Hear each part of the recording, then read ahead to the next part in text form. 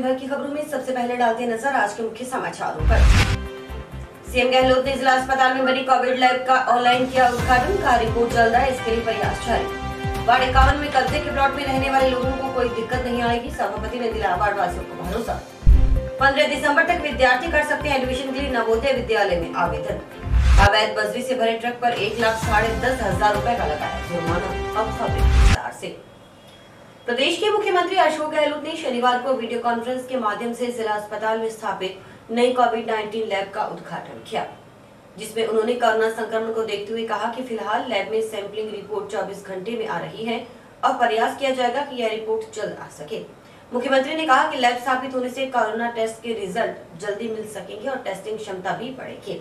उन्होंने कहा कि राज्य सरकार चिकित्सा एवं स्वास्थ्य के क्षेत्र में इंफ्रास्ट्रक्चर मजबूत कर रही है। मुख्यमंत्री ने कहा कि लैब स्थापित होने से कोरोना टेस्ट के रिजल्ट जल्दी मिल सकेंगे और टेस्टिंग क्षमता भी बढ़ेगी। उन्होंने कहा कि राज्य सरकार चिकित्सा एवं स्वास्थ्य के क्षेत्र में इंफ्रास्ट्रक्चर मजबूत कर रही है। गहलोत ने कहा कि कोविड-19 महामारी के खिलाफ हमारी जंग में निजी हॉस्पिटल्स और मेडिकल कॉलेज भी अच्छा कार्य कर रहे हैं। वीसी में मौजूद कलेक्टर जाकिर हुसैन ने कहा कि जिला अस्पताल में स्थित कोविड लैब का उद्घाटन सीएम ने किया है। उन्होंने बताया कि इस पर 178.71 लाख रुपए की लागत आई है। इसके लिए मशीनें बीकानेर मेडिकल कॉलेज ने दी हैं। अब कोरोना का यहीं पर टेस्ट हो सकेगा। वर्तमान में रिपोर्ट आने में 24 घंटे का समय लग रहा है। लैब बनने से एक दिन में करीब 1000 टेस्ट हो सकेंगे। अब प्रयास रहेगा कि यह रिपोर्ट भी जल्द आ सके। का लोकार्पण हो रहा है। महात्मा गांधी स्मृति राजकीय जिला चिकित्सालय हनुमानगढ़।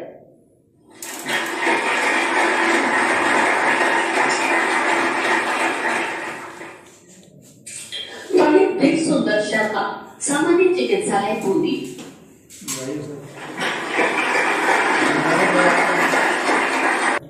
और तमाम जो इसको ओपन किया गया पब्लिक के लिए यूट्यूब से, फेसबुक के माध्यम से जो भी दर्शक देख रहे हैं इस कार्यक्रम को, उन तमाम छात्रों को मेरा नमस्कार। भाई और बहनों, नौजवान साथियों, अभी आपने देखा किस प्रकार से जो राजस्थान में हम लोगों ने एक संकल्प दे रखा है कि राजस्थान मेडिकल सेवाओं के माध्यम में देश में अगली राज्य बने। इससे पहले ही हम लोगों ने यहाँ फ्री मेडिसिन, फ्री जांचें, फ्री इलाज की व्यवस्था कर रखी है और जिसका पूरा देश के अंदर भी चर्चा रही, दुनिया में चर्चा हो रही है। ये प्रयोग सफल रहा। मैं भी करता हूँ धीरे धीरे तमाम राज्यों में भी इस प्रकार की व्यवस्था होगी जिससे कि कोई व्यक्ति जाए उसको इलाज फ्री हो सके। इलाज अपना बहुत महंगा होता है और इलाज में जो प्राइवेट हॉस्पिटल्स हैं वहां तो जो बिल बनते हैं आप सबको मालूम क्या स्थिति होती है। और मेरा अनुभव कोरोना में कहता है जिन जिन राज्यों में प्राइवेट सेक्टर के अलावा सरकारी अस्पताल में अच्छी व्यवस्था है वहां पर कोरोना की अच्छी ढंग की व्यवस्था हो सके, जिसे राजस्थान भी है। यहाँ पर बड़े बड़े प्राइवेट हॉस्पिटल ज्यादा है, सरकारी सुविधाएं कम है, चाहे अहमदाबाद हो, चाहे मुंबई हो, चाहे दिल्ली भी क्यों नहीं हो, वहां पर वो व्यवस्था नहीं हो पाई जो कि पब्लिक सेक्टर के सरकारी अस्पताल में होती है। अभी पूरे हेल्थ वारियर्स बनकर के जिस प्रकार पूरे देश के अंदर, पूरे प्रदेश के अंदर जो काम किया है डॉक्टर्स ने, नर्सेज ने, बेमिसाल है। पूरी बिरादरी जो स्वास्थ्य सेवाओं की है और इसी कारण से हम कोरोना कोविड-19 पे काबू पाने में अभी तक कामयाब हुए हैं। पिछले दिनों में कुछ कोरोना की संख्या बढ़ी। संख्या बढ़ना और घटना निर्भर करता है कि टेस्टिंग करते हैं आप। जो राज्य टेस्टिंग कम करेंगे तो संख्या कम आएगी, तो वहां कोरोना फिर ठीक होने में बहुत देरी हो जाएगी। जो राज्य सरकारें कोरोना की संख्या टेस्ट करने बढ़ाएगी तो संख्या तो बढ़ेगी, तो कोरोना पे अंकुश लगाने में हमें सफलता मिलेगी। ये सिंपल बात है। और हमने फॉर्चुनेटली जब हम लोग पुनः सैंपल शुरू में आज मेरी 50,000 टेस्ट प्रतिदिन करने की क्षमता प्राप्त करी राजस्थान में 50,000। और आज जो आपने भी 6 जिलों में टॉप जैसलमेर, हनुमानगढ़, बूंदी, नंदगाड़ा, प्रतापगढ़ में जो टेस्टिंग लैब शुरू हुई है, कुछ जिलों में अभी बाकी है क्योंकि वो अभी आचार्य लागू की गई है। तो राजधानी हर जिले के अंदर लैब स्थापित हो रही है। करीब 7,000 प्रतिदिन टेस्ट होने की क्षमता प्राप्त कर लेंगे। आईसीयू बेड की बढ़ाई गई संख्या कोई कमी नहीं है। आप भी अपने आईएचएस के अंदर 70 बेड का आधुनिक आईसीयू जो वार्ड बना है वो अपने आप में बहुत ही शानदार है। और हमारे स्वास्थ्य मंत्री जी बार बार कह रहे हैं कि उन्होंने निरीक्षण किया, उसका तो बुरा नहीं किया। आज माननीय मुख्यमंत्री जी ने वीडियो कॉन्फ्रेंसिंग के जरिए अपने जिला अस्पताल में स्थापित कोविड लैब का उद्घाटन किया है। RT-PCR लैब जो यहाँ पे बनी है उसमें करीब 178.71 लाख रुपए का व्यय हुआ है। मशीनें मेडिकल कॉलेज बीकानेर ने दी हैं और कुछ सिविल वर्क्स अपने यहाँ से कराए हैं। ये लैब अब यहीं पे टेस्ट हो सकेंगे और अभी जो समय लग रहा है वो करीब 24 घंटे का लग रहा है और धीरे धीरे और टेक्नीशियन वगैरह सब अरेंज करके और इसकी एफिशिएंसी बढ़ाई जाएगी और 1000 तक टेस्ट अपन रोज़ाना कर सकते हैं। सैम्पलिंग अभी कल की जो है वो करीब 450 है और हमारा प्रयास है कि हम इसको 500 से ज़्यादा लेके जाएं और पूरे ज़िले के अंदर और ग्रामीण क्षेत्रों में सब जगह सैम्पलिंग का दायरा बढ़ाया जाएगा, जिससे कि कोविड की जो बीमारी है उसको नियंत्रित करने में सफलता मिल सके। रिपोर्ट आने में अभी करीब 24 घंटे का टाइम है और अभी लैब की शुरुआत है। धीरे धीरे मैंने जैसा आपको बताया इस चीज़ को कम करेंगे, इस समय को कम करेंगे और कोशिश ये रहेगी कि उसी दिन रिपोर्ट आ जाए। माइनिंग विभाग की ओर से शनिवार को अवैध बजरी लाने के आरोप में एक वाहन का चालान काटने की कार्रवाई की गई। माइनिंग विभाग के एजेएन मंगलाराम ने बताया कि बजरी की गाड़ी बीकानेर से आई है। इसमें 70 टन बजरी भरी हुई है। इसमें से 40 टन रवाना दिखा रखा है, जबकि 30 टन बजरी अवैध पाई गई। अब गाड़ी का चालान कर दिया गया है। इस दौरान 1,10,500 रुपए का जुर्माना लगाया गया है। जुर्माना अदा नहीं करने पर मुकदमा दर्ज करवाया जाएगा।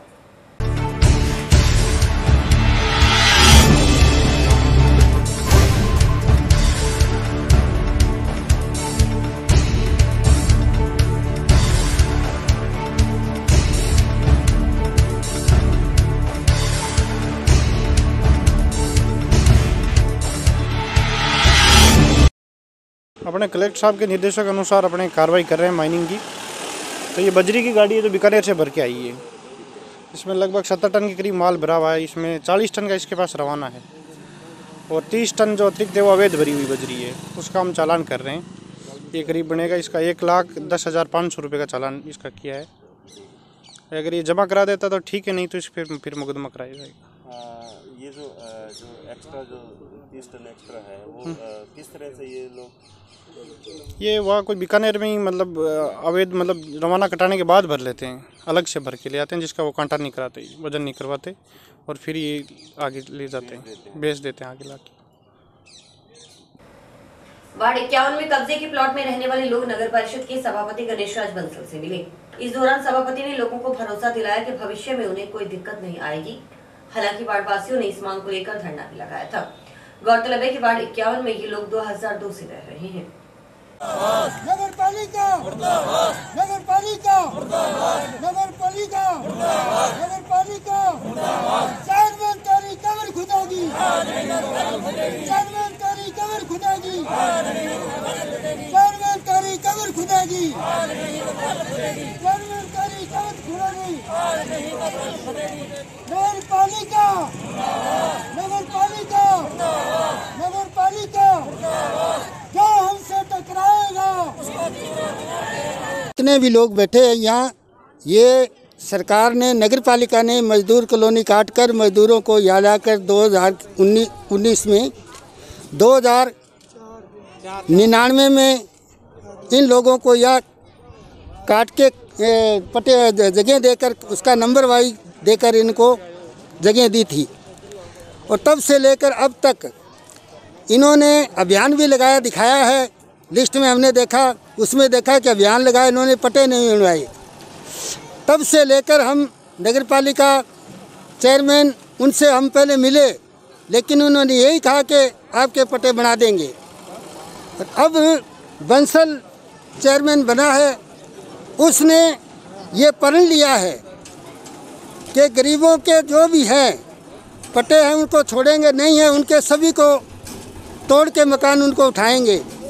लेकिन गरीब एकजुट हो गए हैं, पुलिस आए, नगर पालिका आए, कोई भी आए, मरेंगे या मारेंगे, यही हमारी सभी की राय है। ये धरना जब तक हमें न्याय नहीं मिले तब तक ये धरना चलता रहेगा। 5 दिन 4 दिन जितने दिन होगा हम इसको चलाए रखेंगे। अभी ये जो धरना है किस तरह का? ये धरना तो एक्चुअली कुछ रोज़ पहले क्या है कि नगर परिषद ने वार्ड नंबर 51 में कुछ 4-5 प्लाट जो है मतलब कब्जे थे उनको हटाया गया था, तो उनकी बोली भी हो चुकी थी, शायद इसलिए हटाया गया था। तो स्थानीय लोगों का ये कहना था कि हमें विस्थापित किया गया सन 2002 में, उस समय चेयरमैन साहब थे अग्रवाल जी थे शायद, तो इसलिए हम सभी वार्ड 51 के वहाँ के रहने वाले लोग उनको मैं साथ लेकर के चेयरमैन साहब के पास भी गया था, उनसे मिला भी था। तो उन्होंने हमें स्पष्ट आश्वासन दिए कि जो लोग रह रहे हैं उनको कोई दिक्कत नहीं है। हाँ, उनकी पट्टे की कार्रवाई के लिए भी बातचीत की थी, लेकिन वो तो अभी बात बीच में ही है। हमारी कोशिश ये भी रहेगी कि इनके पट्टे अगर आगे भविष्य में बनते हैं तो वो भी बढ़ें। और ये उन्होंने बिल्कुल आश्वासन दिया कि जो लोग रह रहे हैं इस समय वहाँ पे, क्योंकि ये सन 2002 से यहाँ रह रहे हैं, विस्थापित किए गए थे नगर परिषद की तरफ से, तो जो लोग रह रहे हैं उनको कोई दिक्कत नहीं है, उन्होंने बिल्कुल ही कहा है। तो अभी आगे और कोई कार्रवाई नहीं होगी? नहीं, कार्रवाई ऐसा तो उन्होंने तो मैं स्पष्ट कहा। जैन साहब से मेरी बात हुई थी, उन्होंने भी कहा था कि कोई कार्रवाई नहीं होगी आगे।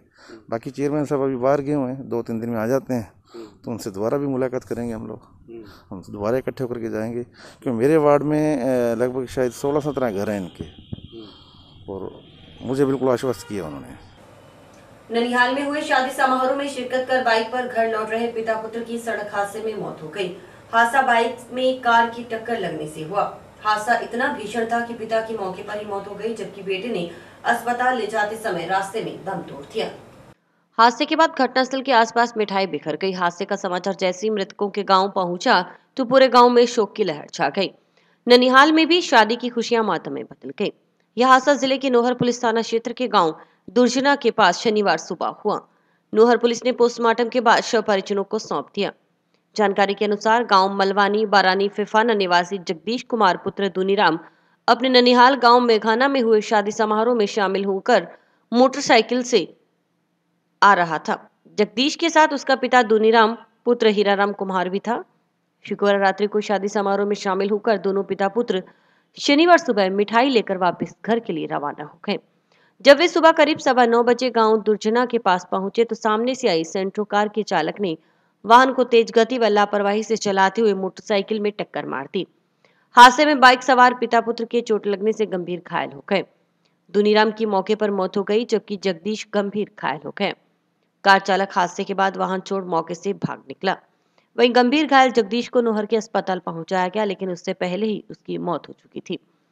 सूचना पर नोहर थाना के हेड कांस्टेबल करनी सिंह मौके पर पहुंचे तथा दुनीराम के शव को कब्जे में लेकर नोहर के सामुदायिक स्वास्थ्य केंद्र के मोर्चरी में रखवाया। वहीं दुर्घटनाग्रस्त वाहनों को कब्जे में लेकर थाना पहुंचाया गया। जिले में जवाहर नवोदय विद्यालय में प्रवेश प्रक्रिया आरंभ हो चुकी है। प्रवेश प्रक्रिया ऑनलाइन रहेगी। एडमिशन के लिए अंतिम तिथि 15 दिसंबर है। प्राचार्य ने बताया कि विद्यार्थी एडमिशन के लिए निःशुल्क ऑनलाइन आवेदन कर सकते हैं। आवेदन CCS ई-मित्र ईमेल के माध्यम से भी किया जा सकता है। उन्होंने बताया कि विद्यालय में बच्चों को आवास, भोजन आदि की सुविधा विद्यालय द्वारा निःशुल्क दी जाती है। ग्रामीण और शहरी क्षेत्र के विद्यार्थी एडमिशन ले सकते हैं। वहीं विद्यालय में शैक्षणिक गतिविधियों के साथ साथ सह शैक्षणिक गतिविधियां भी बच्चों को समय समय पर करवाई जाती हैं। खास बात है कि 24 घंटे बच्चे शिक्षकों की निगरानी में रहते हैं। हनुमानगढ़ जिले में जवाहर नवोदय विद्यालय के जो प्रवेश प्रक्रिया है कक्षा 6 और 9 के लिए प्रारंभ हो चुकी है और इस संपूर्ण प्रक्रिया को इस बार ऑनलाइन ही किया जा रहा है, जिसके अंदर आप किसी भी ई-मित्र या CSC या आपके खुद के मोबाइल के माध्यम से भी निःशुल्क ऑनलाइन आवेदन पत्र भर सकते हैं। साथ ही आपको ये भी बताना है इसमें कि नवोदय विद्यालय एक मानव संसाधन विकास मंत्रालय भारत सरकार के अंतर्गत ये कार्यरत एक स्वायत्त संस्थान है जो शिक्षा के क्षेत्र में एक अग्रणीय संस्थान है और सभी जितने भी एक छात्र के लिए आवश्यक सामग्री है, अध्ययन सामग्री है, कॉपी किताब, यूनिफॉर्म और दूसरी सभी, यहाँ तक कि उसके आवास और भोजन का संपूर्ण प्रबंध विद्यालय के द्वारा निःशुल्क किया जाता है। तो इस विद्यालय में ग्रामीण क्षेत्र और शहरी क्षेत्र सभी केंद्रीय नियमानुसार रिजर्वेशन है, आरक्षण है इसके अंदर। तो ज़्यादा से ज़्यादा इसके अंदर आवेदन किए जा सकते हैं। इसमें किसी भी प्रकार के आर्थिक या दूसरे जो पाबंदियां हैं वो नहीं है। एक कम आर्थिक रूप से जो सक्षम व्यक्ति नहीं है उसको भी यहाँ पे उतनी ही वरीयता मिलती है जितनी आर्थिक रूप से सक्षम व्यक्ति को मिलती है। विद्यालय में न केवल शैक्षणिक बल्कि जो सह शैक्षणिक क्रियाएं हैं जिसके अंदर कला है, कला के अलावा खेल कूद है, पेज सेटिंग है और दूसरी गतिविधियों पे भी पूरा ध्यान दिया जाता है और बच्चे के सर्वांगीण विकास के ऊपर संपूर्ण फोकस किया जाता है। यही एकमात्र ऐसी संस्थान है जो आवासीय होने के साथ ही 24 घंटे बच्चे शिक्षकों की निगरानी में रहते हैं और उनसे समय समय पर उनकी गाइडलाइंस उनको मिलती रहती है और उनका संपूर्ण विकास यहाँ पर किया जाता है। साथ ही इसका जो अंतिम तिथि है आवेदन करने की वो 15 दिसंबर 2020 है। इसका जो आवेदन है वो आप कई तरीके से कर सकते हैं, जैसे मैंने पहले भी बताया कि CSC के माध्यम से हो सकता है, ई मित्र के माध्यम से हो सकता है, आपके मेल के माध्यम से हो सकता है। तो इसके लिए आप गूगल पर हमारे नवोदय विद्यालय हनुमानगढ़ को सर्च कीजिए, उसकी वेबसाइट पर इसका लिंक दिया हुआ है, उसके माध्यम से कर सकते हैं। और इसके साथ ही नवोदय विद्यालय समिति की जो हमारी साइट है हेडक्वार्टर की, उस पर भी इसका लिंक दिया गया है, उस पर आप सीधे जाके और इस पर आवेदन कर सकते हैं। तो आप सभी से मेरी अपील है कि ग्रामीण क्षेत्र के बच्चे हैं या और अच्छे बच्चे, सभी को यहाँ पर अधिक से अधिक फॉर्म भराने का आप सबसे मेरा अनुरोध है, अपील है। जिले में कोरोना मरीजों की संख्या लगातार बढ़ती जा रही है। अब जिले में 3140 कोरोना पॉजिटिव हो चुके हैं। वहीं 40 से ज्यादा कोरोना वायरस से मौत हो चुकी है। कोरोना महामारी से किस तरह बचाव और क्या क्या करें उपाय, इस संबंध में स्काई चैनल ने 2 ऐसे डॉक्टर रविशंकर शर्मा और डॉक्टर के शर्मा से बात की जो खुद कोरोना पॉजिटिव हो चुके हैं। देखिए रिपोर्टर प्रदीप पाल की खास रिपोर्ट। शहर में ये धारणा भी फैल रही है कि कोरोना सामान्य खांसी जुकाम है। यही सोच लापरवाही भी बनाती है।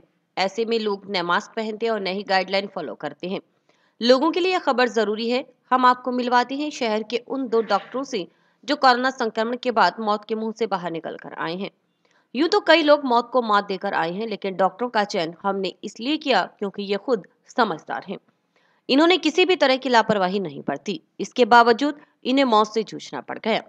एक और बात यह है कि इन दोनों को पहले से कोई बीमारी नहीं थी। स्काई चैनल ने दोनों से बीमारी व पोस्ट कोविड समस्याओं को लेकर विस्तार से बात की और पूछा कि वे शहरवासियों को क्या मैसेज देना चाहते हैं। तो दोनों ने क्या कहा, यह सामान्य बीमारी नहीं है। पता नहीं लगेगा कि मौत कब झपटा मारकर खींच लेगी। मास्क पहनने से 90% तक खतरा घट जाता है। बात करते समय मुंह से निकले ड्रॉपलेट्स 2 फीट तक जाते हैं। मुंह पर मास्क हो तो ये ड्रॉपलेट्स 2.5 इंच आगे नहीं जा पाते, जिससे संक्रमण का खतरा 90% कम हो जाता है। और ऐसा नहीं करने पर 95% बढ़ती है इन्फेक्शन की रिस्क। तेजी से बात करते समय ड्रॉपलेट्स की रेंज 6 फीट तक हो जाती है, जिससे मास्क न होने पर आसपास के लोगों के संक्रमित होने का खतरा 95% बढ़ जाता है। कोरोना पैंडेमिक जो चल रहा है, इसको सभी लोग एकदम गंभीरता पूर्वक लें, क्योंकि इसमें अगर अपन शुरू में ही अपने आप को निदान करवा पाते हैं तो उससे अपने को बड़ा फायदा होता है, जिससे कि अपना परिवार, अपने साथी जन, अपने साथ काम करने वाले हर आदमी को हम बचा सकते हैं। जैसा कि मैं खुद शाम 8 तारीख को मेरे को हल्का बॉडी एक प्लस हल्का बुखार आया उसके बाद मैंने अपना 9 तारीख को CBC जांच कराया और 10 तारीख को कोरोना टेस्ट करवा लिया। जो ही कोरोना टेस्ट करवाया और मेरा 12 तारीख को पॉजिटिव आया, मैंने अपने आप को सभी मेरे जो मिलने जुलने वाले हैं उनसे दूर हो गया और होम क्वारंटाइन रहा।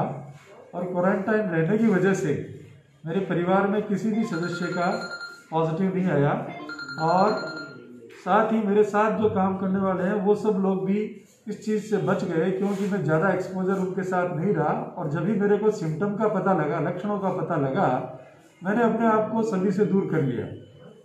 उसकी वजह से मेरे साथ काम करने वाले हों, चाहे मेरे घर में परिवार में रहने वाले मेरे माताजी हो, मेरे घर वाले हों, सभी को नेगेटिव आया। सबने टेस्ट कराया, सबका नेगेटिव आया। मैं आम जन से ये अपील करना चाहूँगा कि कोरोना को साधारण रूप में ना लें। ये एक गंभीर बीमारी है और इसमें अपने को जितना जल्दी हो सके, जितना जल्दी निदान करवा लेते हैं और अपने आप को अलग कर लेते हैं, तो आम जन में लोगों को नहीं फैलाएंगे, प्लस स्वयं भी ज़्यादा कॉम्प्लिकेशन में नहीं जाएंगे। इसलिए अच्छा है कि आप तुरंत इसका निदान करवाएं और उपचार लें, और जो सरकार की गाइडलाइन है उसको पूरी तरह पूर्णतया पालन करें। 3 बातों का विशेष ध्यान रखें। हमेशा मास्क लगा के रखें घर से बाहर निकलते हैं तो। दूसरा, जहां भी मौका मिले साबुन से बार बार हाथ धोएं। और तीसरा, 2 गज की दूरी को मेंटेन रखें, जिससे कि दूसरे आदमी में ये इन्फेक्शन ना जाए। क्योंकि ये जो कोरोना बीमारी चल रही है, इसके बारे में मेरी सबसे यही अपील है कि आप सब इसके लिए जागरूक रहें।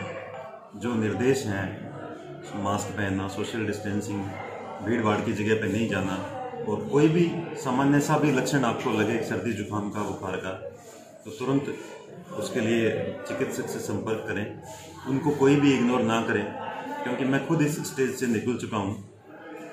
जब मुझे सबसे पहले बुखार आया तो मैं यहाँ ट्रॉमा सेंटर में ड्यूटी पे था, मेरी शाम की ड्यूटी थी, तो मेरे को हल्का बुखार महसूस हुआ और मुझे कोई तकलीफ नहीं थी। 9 सितंबर की ये बात है। अगले दिन फिर मेरे को यही लक्षण रहा। 11 तारीख को सुबह मैंने मेरी सारी बाकी जांचें करवाई, जिसमें सब कुछ नॉर्मल था। तो दोपहर में जब सैंपलिंग का टाइम होता है, तो उससे 10-15 मिनट पहले मैंने ये सोचा कि मेरे को सैंपल देना चाहिए, मेरे को कोरोना के लक्षण लग रहे हैं। मैंने सैंपल दिया और मैं आइसोलेट हुआ। 13 तारीख को मेरी रिपोर्ट पॉजिटिव आई। 1-2 दिन में मेरे बुखार और सिर दर्द वगैरह सारी समस्याएं खत्म हो गई। मैं ठीक होने वाला था। मैं ये समझ रहा था कि मैं ठीक हो रहा हूँ, लेकिन अंदर ही अंदर बीमारी अपना काम कर रही थी। और लगभग 19 या 20 तारीख को मेरे हल्की खांसी शुरू हुई। ठीक होने के बाद खांसी आई तो मुझे लगा कि कुछ गड़बड़ है। फिर मैंने हमारे फिजिशियन हैं डॉक्टर धर्मेंद्र रोजन से बात की। उन्होंने कहा आप CT स्कैन कराओ चेस्ट का, जो मैंने शुरू में इग्नोर किया था। मैं इसीलिए बता रहा हूँ आप सबको कि आप कोई भी चीज़ इग्नोर नहीं करें। CT स्कैन कराया तो उसमें गड़बड़ आई, जो कोरोना में जिस तरह की गड़बड़ CT स्कैन में आती है वो थी। फिर खून की कुछ जांचें होती है जिनको इन्फ्लेमेटरी मार्कर्स बोलते हैं, जो बाहर से होके आती है रिपोर्ट। वो जब करवाई तो पता लगा कि बीमारी जो है वो अपने खतरनाक लेवल पे है। श्री गुरु नानक जयंती के उपलक्ष्य में शनिवार को टाउन के गुरुद्वारा साहिब प्रेमनगर में श्री अखंड पाठ के प्रकाश करवाए गए। गुरुद्वारा प्रबंध समिति के प्रधान बलकर्ण सिंह ने बताया कि कोरोना महामारी के चलते इस वर्ष बड़े कार्यक्रम का आयोजन नहीं किया गया है और सादे ढंग से गुरु पर्व मनाने का आयोजन है। बताया गया कि सोमवार को श्री अखंड पाठ साहिब के भोग डाले जाएंगे। उन्होंने श्रद्धालुओं से अपील की है कि कोरोना महामारी के चलते अपने घरों में दीपक जलाकर गुरु पर्व को सादे ढंग से मनाएं और गुरुद्वारा में माथा टेकने आने वाले श्रद्धालुओं से भी मास्क व सोशल डिस्टेंसिंग बनाए रखने की अपील की गई। इस मौके पर गुरुद्वारा प्रबंधक समिति के प्रधान बलकर्ण सिंह, उप प्रधान सेवानिवृत्त अध्यापक वीर सिंह, सचिव जसवीर सिंह, कोषाध्यक्ष भजन सिंह सहित प्रबंधक कमेटी के सदस्य मौजूद थे। साचे साहिब का क्या नहीं करते रे, करता तेरे सब कुछ है जिस देह सो पावे। सदा सत सलाह तेरी नाम मन सावे, नाम जिनके मन बसया बाजे शब्द कनेरी। कह नानक सच्चे साहिब क्या नाही घर तेरे, साचा नाम मेरा आधारो। साजना आधार मेरा जिन दुखा सब गवाइया, कर शांत सुख मन आई वसै जिन इच्छा सब बुझाइया।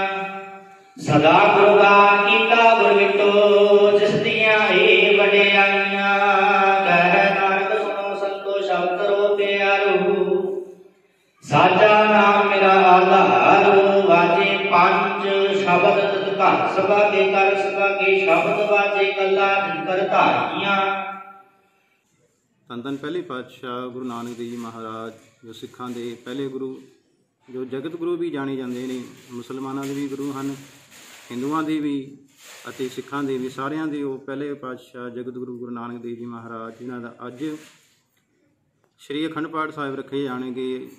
ਉਹਨਾਂ ਦੇ ਉਪਲਕਸ਼ ਵਿੱਚ ਜਿਹੜਿਆਂ ਦੇ 30 ਨਵੰਬਰ ਨੂੰ ਸ਼੍ਰੀ ਅਖੰਡ ਪਾਠ ਸਾਹਿਬ ਦੇ ਭੋਗ ਪਾਏ ਜਾਣਗੇ ਅਤੇ ਸੰਗਤਾਂ ਵੱਲੋਂ ਗੁਰੂ ਨਾਨਕ ਦੇਵ ਜੀ ਮਹਾਰਾਜ ਦੇ ਜਨਮ ਦਿਹਾੜੇ ਦੀ ਖੁਸ਼ੀ ਵਿੱਚ 25 ਤਰੀਕ ਤੋਂ ਸ਼੍ਰੀ ਅਖੰਡ ਪਾਠ ਸਾਹਿਬ ਲੜੀਆਂ ਆਰੰਭ ਹੋਈਆਂ ਸਨ, ਜਿਨ੍ਹਾਂ ਦੇ ਵਿੱਚ 3 ਸ਼੍ਰੀ ਅਖੰਡ ਪਾਠ ਸਾਹਿਬ ਆਰੰਭ ਹੋਏ।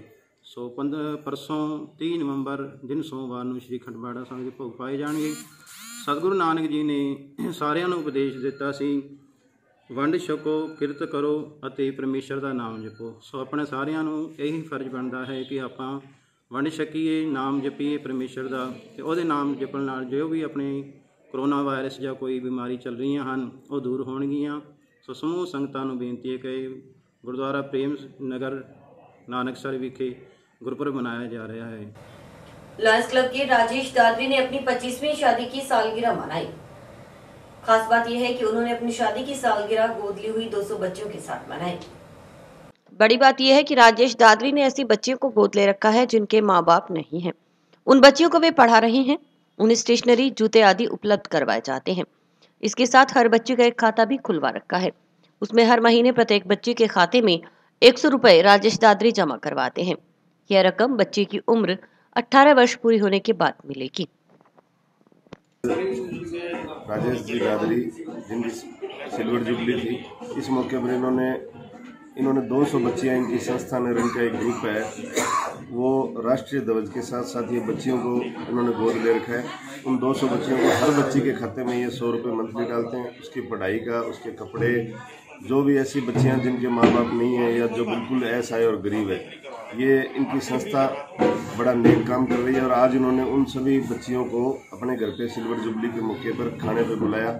और मैं आपके चैनल के माध्यम से इनको और इनके परिवार को बहुत बहुत बधाई देता हूँ। और जो नेक काम इनकी संस्था ने शुरू कर रखा है, ईश्वर इन्हें ताकत दे और शहर के सभी लोग इनकी इसमें मदद करें। आज हनुमानगढ़ में यहाँ के निवासी हमारे मित्र श्री राजेश दादरी जी ने अपनी शादी की 25वीं वर्षगांठ पर एक अनूठा कार्यक्रम किया है। उनकी एक संस्था है, बेटी बचाओ, बेटी पढ़ाओ, बेटी अपनाओ।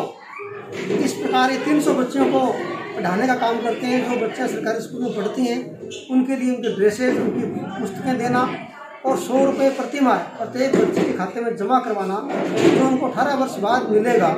एक शानदार अनुकरणीय कार्य कर रहे हैं। इस अवसर पर मैं राजेश दादरी जी, उनके परिवार को और उनकी शादी की 25वीं वर्षगांठ पर उनको हार्दिक शुभकामनाएं देता हूँ। और आमजन से भी ये अपील करता हूँ, इस प्रकार की प्रेरणा यदि हर व्यक्ति ले ले तो देश में गरीबी नहीं रहेगी, हमारे बच्चे पढ़ेंगे, आगे बढ़ेंगे और हमारी बेटियों का विकास होगा। बेटी अपनाओ का इनका कंसेप्ट एक नया है और ये शानदार है। हमारे घर में बेटी आकर के हमारे आंगन में भोजन करे और वो आगे बढ़े, इस प्रकार की इनकी एक मनोकामना है, जिसको ये काम कर रहे हैं। मैं राजेश जी को, उनके परिवार को बहुत बहुत शुभकामनाएं। आज मेरी सिल्वर जुबली है 25वीं। ये जो बच्चियां मैंने आज बुलाई है उनको मैंने गोद ले रखा है पिछले 5 सालों से बच्चों को। जैसा कि हमारे प्रदीप जी और आप सब जानते हो, जो पहले भी इस तरह के इवेंट्स में लगातार करता हूँ। मेरे को कोई प्लेटफॉर्म, मैं वैसे सोशल वर्कर हूँ, लगभग 20 सालों से अलग अलग संस्थाओं के थ्रू मैं सेवा कर रहा हूँ।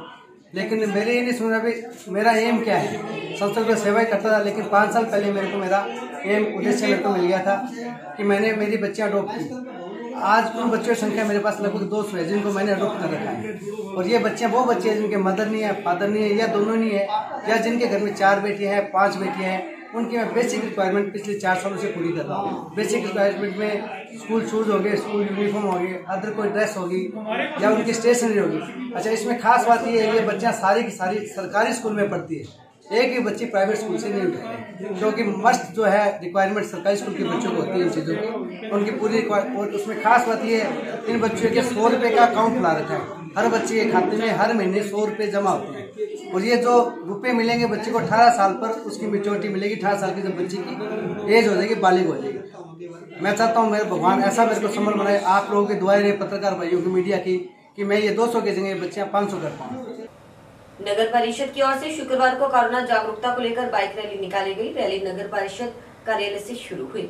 आयुक्त पूजा शर्मा व अधिशासी अभियंता सुभाष बंसल ने रैली को हरी झंडी दिखाकर रवाना किया। इस मौके पर राजस्व निरीक्षक सुरेंद्र गोदारा, मुख्य स्वच्छता निरीक्षक प्रेमलता पुरी, रामकरण यादव, एडवोकेट अमित गोदारा, रसोई प्रभारी सुबे सिंह महेश्वरी आदि मौजूद रहे।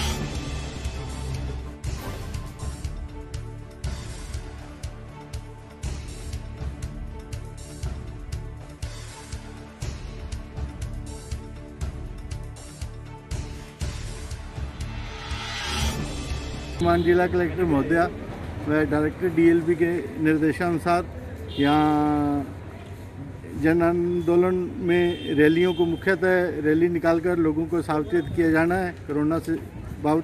इस हेतु आज ये कोरोना बाइक रैली निकाली गई है और लोगों से अपील की जाती है कि वो सोशल डिस्टेंसिंग बना के रखें, मास्क पहने और बार बार हाथ धोते रहें और बचाव में ही बचाव है।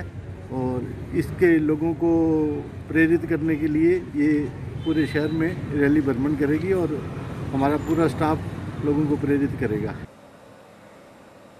टाउन स्थित वार्ड 36 में कुछ अज्ञात लोगों ने एक रिक्शा वाले बुजुर्ग की पिटाई कर दी। रिक्शा वाला किसी काम से मोहल्ले से गुजर रहा था कि बीच रास्ते में कुछ बदमाश आए और वृद्ध को पीट दिया। लहूलुहान वृद्ध को आसपास मौजूद लोगों ने छुड़वाया, जिसके बाद वृद्ध को प्राथमिक उपचार के लिए जिला अस्पताल ले जाया गया।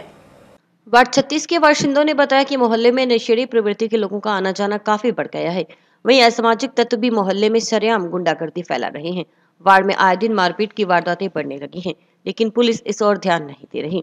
ऐसे में कोई भी वार्डवासी खुद को सुरक्षित महसूस नहीं कर पा रहा। वार्डवासियों ने पुलिस प्रशासन से मोहल्ले में गश्त बढ़ाने और आपराधिक प्रवृत्ति के लोगों के खिलाफ कार्रवाई की मांग की।